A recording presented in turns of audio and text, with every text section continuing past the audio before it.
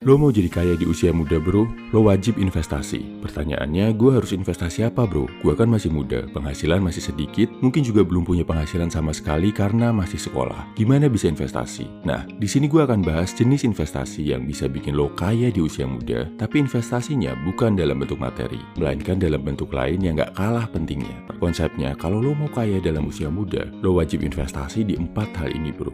Prinsip yang pertama, investasi ke hal yang bisa meningkatkan kemampuan lo dalam mencari penghasilan. Tahu nggak bro, apa aset paling berharga yang lo miliki saat ini? Jawabannya bukan seberapa banyak gaji lo atau seberapa banyak materi yang lo miliki, tapi kemampuan lo dalam mencari suatu penghasilan bro. Kapasitas lo dalam menghasilkan lebih banyak uang itu jauh lebih penting daripada semua uang dan materi yang lo miliki saat ini bro. Jadi, belajarlah high income skill bahasa Inggris, skill public speaking, kemampuan menulis, kemampuan menjual, dan masih banyak lagi bro. Prinsip yang kedua, investasi buat kesehatan dan kekuatan badan lo. Kenapa ini wajib lo lakuin? Karena ini bakal menambah potensi jangka hidup lo selama beberapa tahun bro. Lo nggak akan bisa punya pikiran atau mindset yang sehat kalau badan atau fisik lo sendiri aja nggak sehat bro. Prinsip yang ketiga, investasi ke hal yang bisa memberikan lo keterampilan baru. Contohnya belajar berenang, masuk dojo buat latihan bela diri, les main gitar, atau ikut online course tentang cara jadi programmer. Intinya, coba belajar skill baru yang belum lo kuasai bro. Lebih bagus lagi, kalau skill yang lo pelajari bisa menambah penghasilan bulanan lo.